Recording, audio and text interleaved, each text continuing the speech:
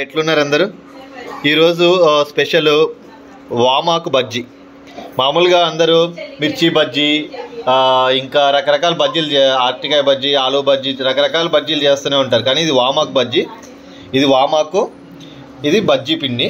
So దీనికి కావాల్సింది శనగపిండి, వరిపిండి, ఒక గ్లాస్ శనగపిండికి పావు గ్లాసు వరిపిండి తీసుకుంటే చాలు. సాల్ట్, కారం, కొంచెం గోధుమ నూక క్రిస్పీగానం గురించి, కొంచెం బేకింగ్ సోడా, అదే తిని చూడడానికి కూడా అంటారండి, కొంచెం బజ్జీ ఉబ్బడానికి వాటికి కొంచెం వేసుకుంటే చాలు. దీనికి నీళ్ళు పోసుకుంటూ ఉండలు లేకుండా కలుపుకోవాలండి. ఇది చాలా ఇంపార్టెంట్. జాగ్రత్తగా కలుపుకుంటూ ఉండండి. పిండి ఈ మాత్రం ఇలా కలుపుకోవాలండి, లూజ్గా. మరీ లూజ్ కాకుండా మరి ఈ కన్సిస్టెన్సీ ఉండాలి. అప్పుడే ఆకు కతుకుతుంది పిండి.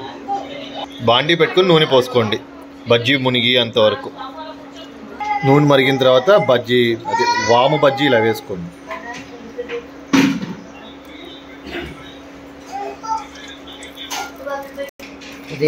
ఈ మాత్రం వేగాక తీసుకుని బాణీలోంచి పక్కన పెట్టుకుని మళ్ళీ రెండోసారి వేసుకోవాలండి ప్రాసెస్.